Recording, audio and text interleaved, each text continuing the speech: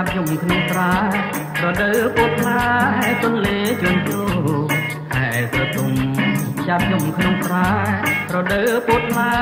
ទន្លេជន់ជោបងជួបស្មៅឃើញទៅជ្រោតល្ងពាក់មួកពណ៌សបងកក្រមា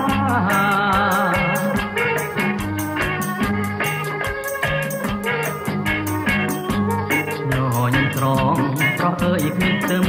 ហើយរៀមសងខឹមជាប់ក្នុងចិន្តាញញឹមស្រងប្រអើយគ្មានទឹមហើយរៀមសងខឹមជាប់ក្នុងចិន្តាបងអ្នកស្រែអូនអ្នកចំការយើងចាប់ដៃគ្នាសាងវាសនាថ្មី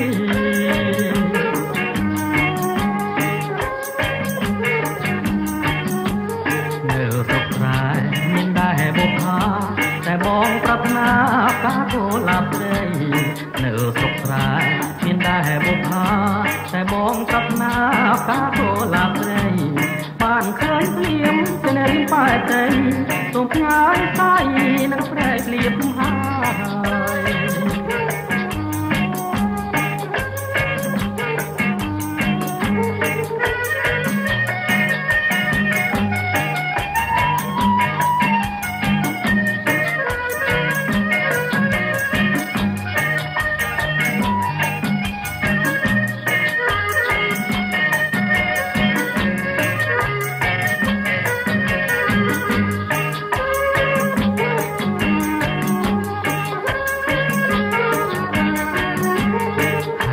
ទុំចាប់យំក្នុងស្រែរដូវពុតផ្លែទន្លេជន់ជោខែស្រទុំ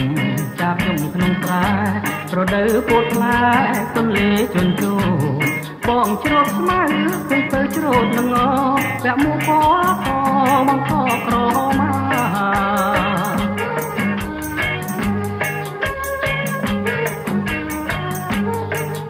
ញឹមស្រងប្រអើយគ្មានទឹមហើយរៀមសងខឹមជាប់ក្នុងចិន្តាញញឹមស្រងស្រស់អើយគ្មានទឹមហើយរៀមសងខឹមជាប់ក្នុងចិន្តាបងអ្នកស្រែអូនអ្នកចំការយើងចាប់ដៃគ្នាសាងវាសនាថ្មី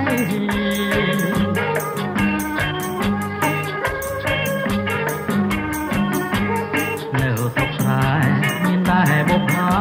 តែបងប្រាថ្នាការគោលាព្រៃនៅស្រុកស្រែ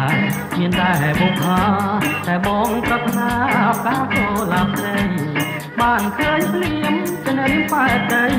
សូមផ្ញើស្អីនឹងព្រែកលៀបហើយ